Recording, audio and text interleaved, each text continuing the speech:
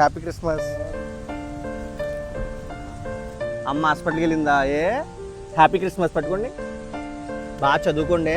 పట్టుకోండి, చాక్లెట్లు బట్టలు అన్నీ ఉన్నాయి ఇందులో. మీ అమ్మలా ఉన్నావు సేమ్ నువ్వు. బాగున్నాయి బట్టలు. పేరెంట్స్ ముందు ఉదయాన్నే పేరెంట్స్ దండం పెట్టుకున్న తర్వాత దేవుడు పెట్టాలి, అర్థమైందా? పేరెంట్స్ అంటే ఎవరు? అమ్మ నాన్నే మనకు దైవం, అర్థమైందా? సరే, ఇప్పుడు ఎవరైనా గురుగారు ఈ అమ్మాయికా రేట్ చీకటి కదండి, నేను ఖచ్చితంగా ఏదోటి నేను చేయడానికి నేను ట్రై చేస్తామండి.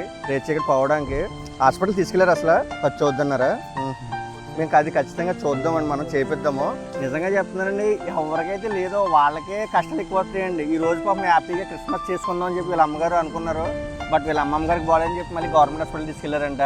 సో నా ఫాలోవర్స్ అందరికీ, చూస్తున్న వాళ్ళందరూ కూడా హ్యాపీ క్రిస్మస్ అండి. మనం ఎంత సంపాదించిన ఏం చేసినా హెల్పింగ్ నేచర్ అండి మెయిన్ ఇంపార్టెంట్. పక్కోడికి సాయపడాలనే గుణం మనలో కలగాలి.